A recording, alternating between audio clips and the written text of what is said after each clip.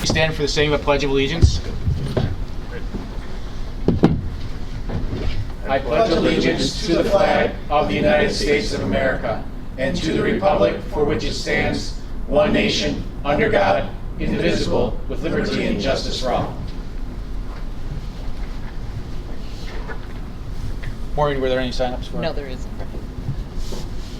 Call for motion to accept the consensus agenda items as submitted.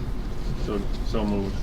We have to do a roll call on the seeker. I'll make Yeah, the well, we motion. separate that Oh, from the okay. vote. Yeah. Do you need a second? Yes, we need a second. I'll second. It's been moved and seconded. Anything to vote on, obviously with number 10 will be voted on separately. Anything to discuss that needs to be voted on separately?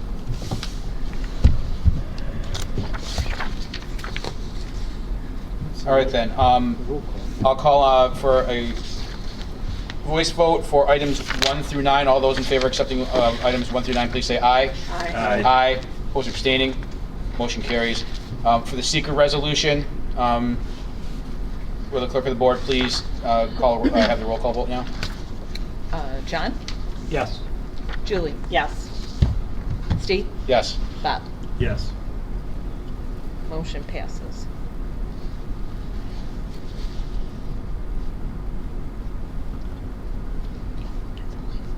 All right, I'll call for a motion to accept the personnel report as submitted.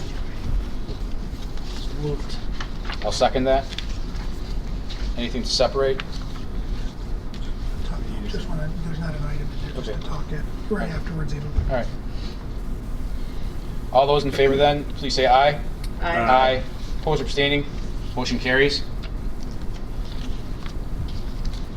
Capital Project Committee, do you have a date for the next meeting yet? Or? We haven't set up our next meeting yet. We're waiting on some documentation Sure. to come in.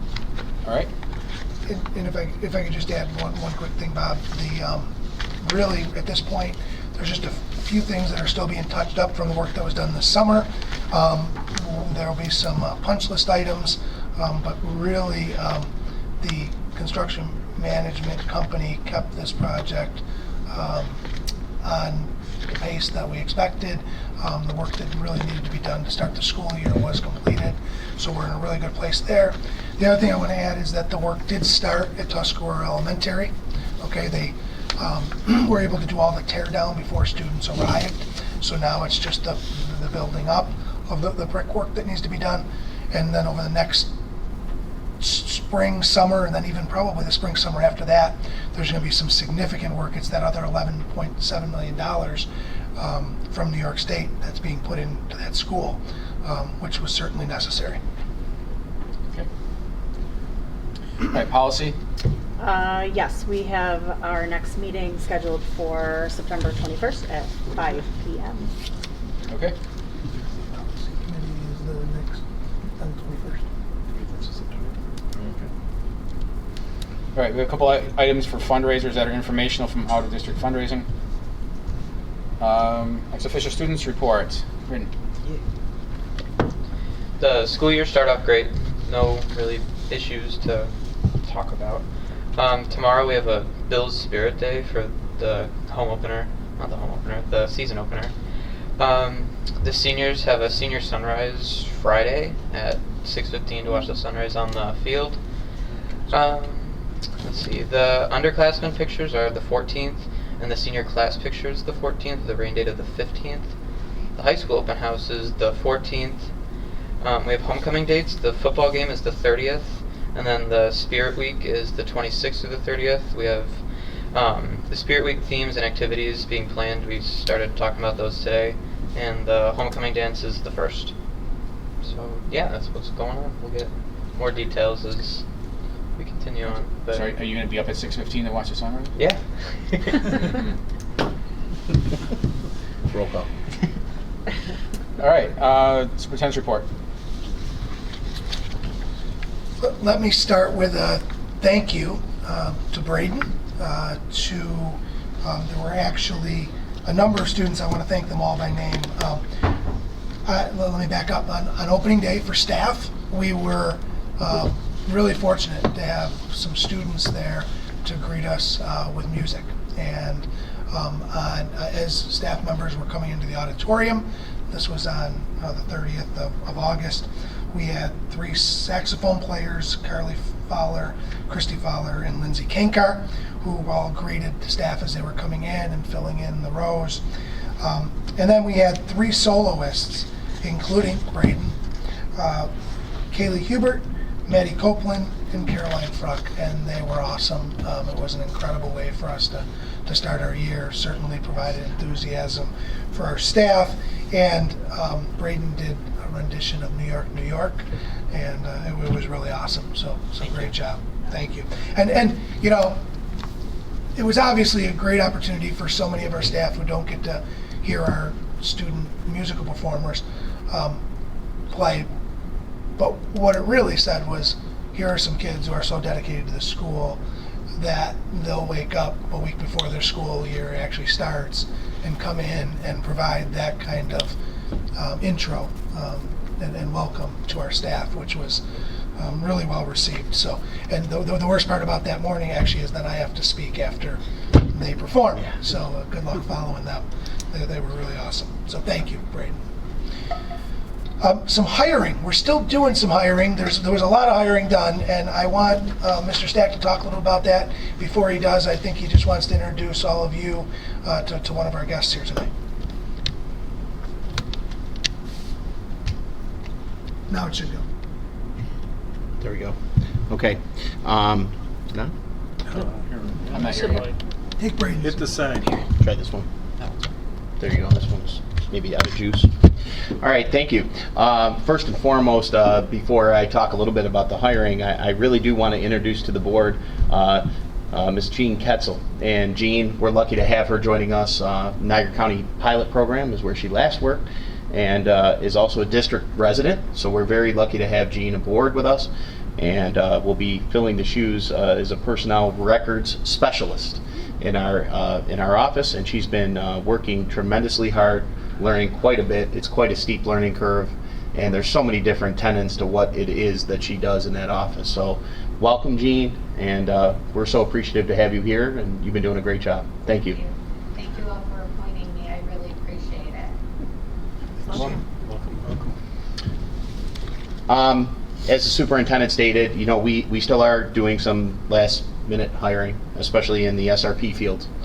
So in particular, you know, if anybody knows anyone out there, as the superintendent put in his opening day address, as well as the address to the parents and the school community, we're currently looking for an account clerk for our cleaner and substitute cleaners, as well as multiple food service helpers in the various buildings across the district. Currently, we're also looking for a personal care aide, as well as a teacher aide, as well as a typist. All right, so we're always looking to bring on substitutes. We're always looking to bring in additional great people to our school community, and we've had a good run at it, but we still have a couple pieces that we'd like to put in place before we're full bore. And we're operating, but we'd love to have these certainly very well, but we'd love to have these positions filled as well. So, thank you. Thank you. Athletics off to a great start. You know, our teams, obviously our athletic program starts before the school year, so really I think you know, particularly from the high school, middle school perspective, the school year starts before the kids actually, the rest of the students arrive, right? So our athletics is off to a great start. The pool is actually back up and running. That started, I believe, yesterday was the first day in the pool. Opening day for students, I was able to get around to a couple of our buildings, a few of our buildings. I was at the high school, middle school for the drop-off in the morning, and then was able to head over to Tuscarora Elementary. I'll tell you this, I want to thank the board for supporting the security officers. There's been some really positive feedback already. We, again, have all four of our elementary schools have security officers each day now, armed security. As I've said many times, it's a place we didn't want to be, but it is where we're at. And they've almost immediately, you know, were welcomed, you know, by staff and by parents who were happy to see them there. If you're in our buildings, you'll notice them. They're wearing, you know, black polos and khakis. You'll see them usually in and around entry areas, but they'll also be in our, our large traffic areas. Their job is to help keep our buildings safe. They'll be circulating through our buildings throughout the day, and they'll certainly, I think, help us make this a even safer place. So, very happy for that.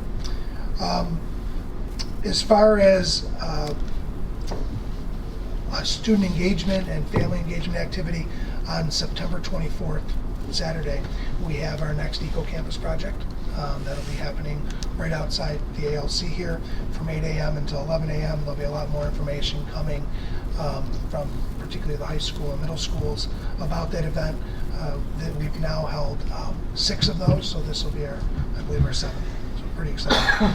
And last, I just want to reiterate, we did put this in the message out to families.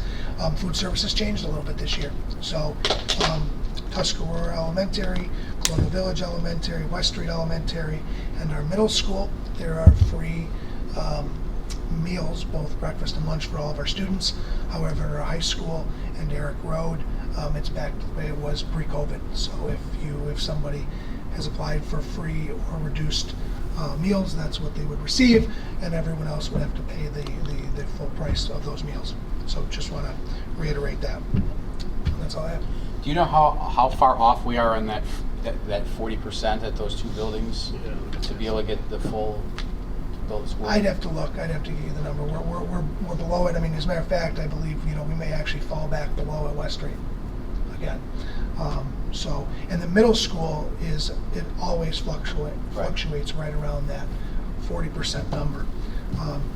So we'll see if in the next couple of years what happens at our high school with the our middle school number is actually the highest it's been.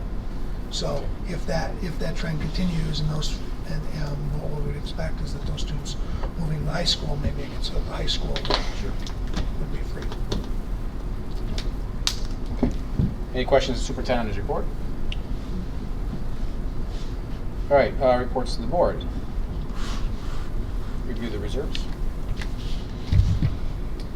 Before I review the reserves, I just wanted to share with the board too that we worked on a refunding of one of our outstanding bonds, and we were able to refund it at a lower interest rate. And in the end, we got a savings of just over $28,000 for the remainder of the bond. So I just wanted to share that with you.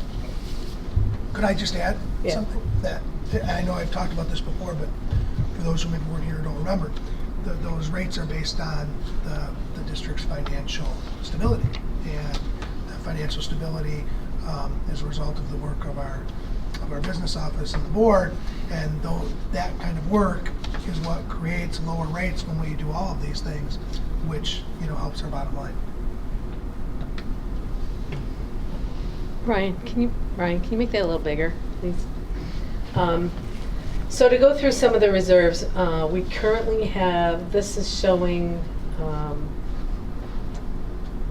if you go to the top, there we go, the beginning balance at the beginning of the year, which is our audited final balances from last year. So you can see going down, we have workers' comp reserve, ERS retirement reserve, TRS retirement reserve, employee benefit accrued liability reserve, a 2017 transportation reserve, a 2018 transportation reserve, a 2021 transportation reserve. We have a 2019 capital reserve. We have a 2021 capital technology reserve. So those are the reserves that we had at the end of last year, starting the beginning of this year.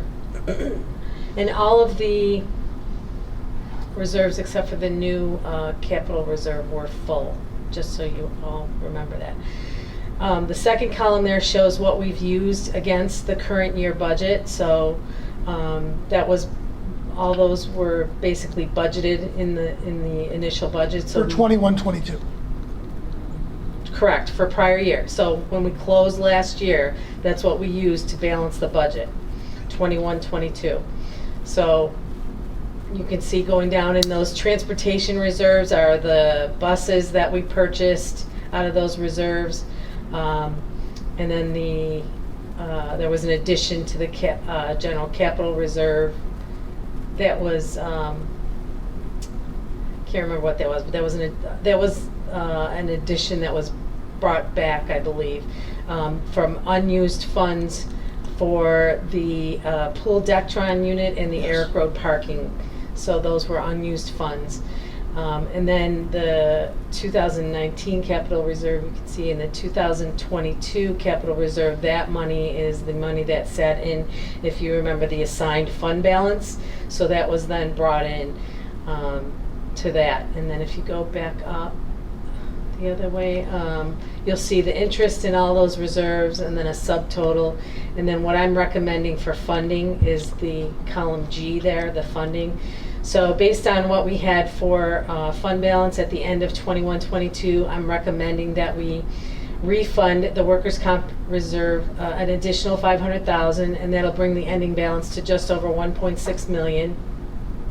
The ERS retirement reserve, $608,106, which is basically the balance of what's left after all the other reserves are full, and that would bring that to just over 2.3 million. The TRS reserve, 590,000. We're required to, we're at a limit on that, so we can only put in 2% of the TRS members' actual payroll. So that's why that number is what it is. That would put that at just over 1.1 million. I'm not recommending adding anything to the employee benefit accrued liability reserve.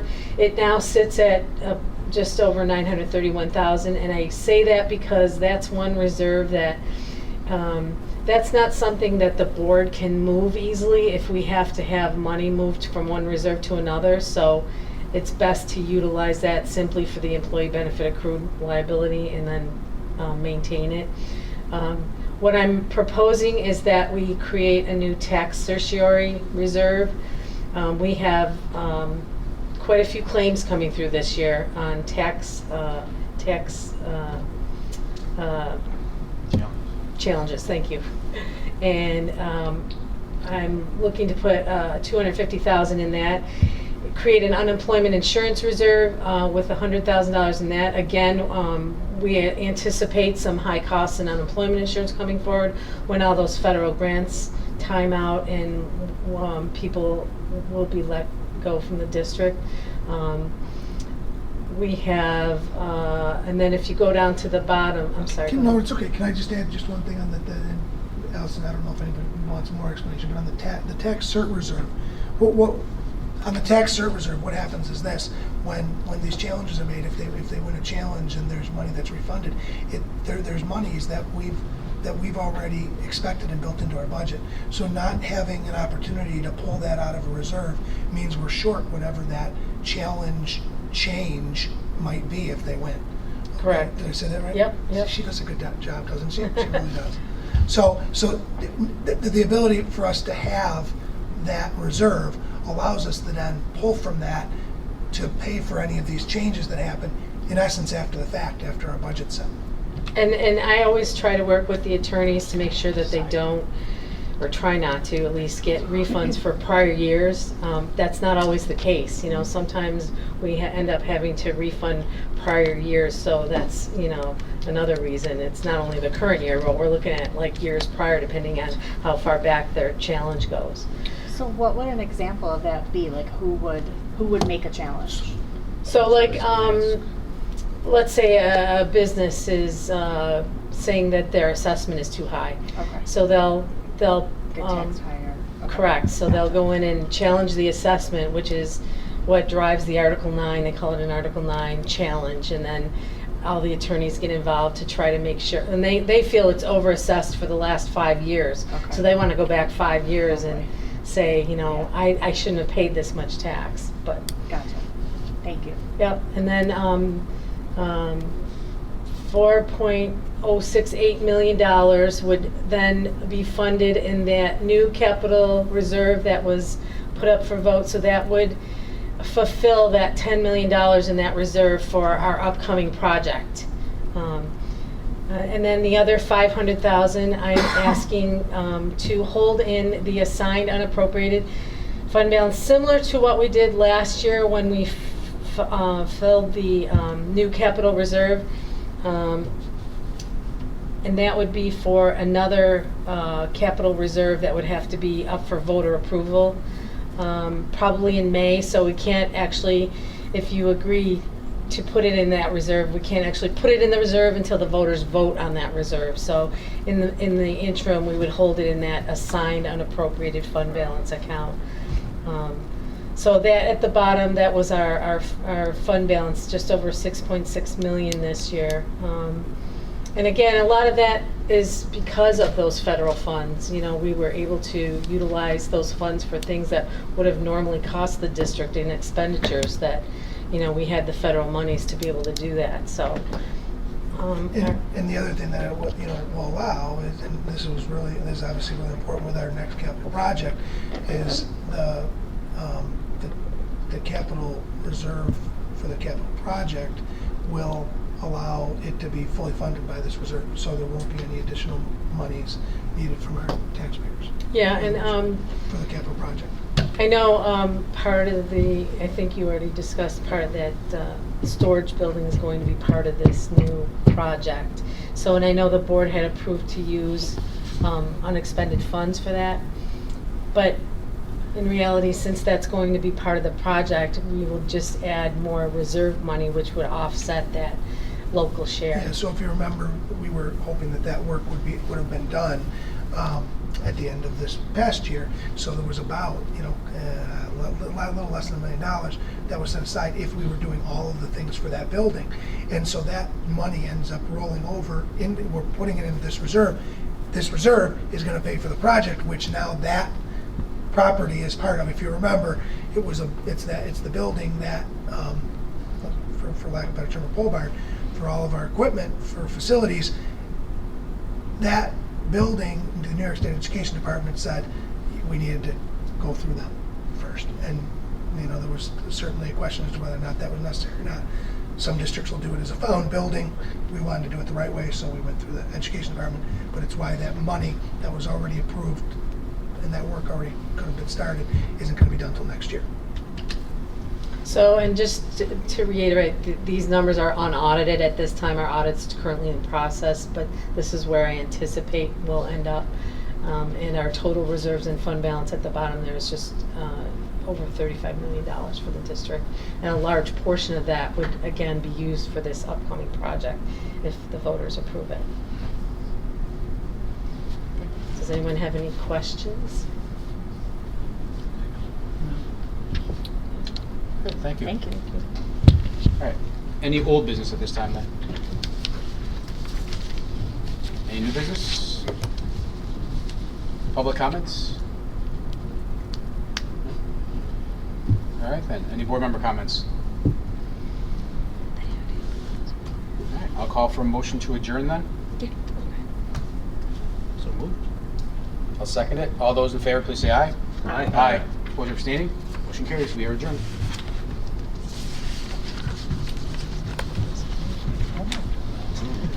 So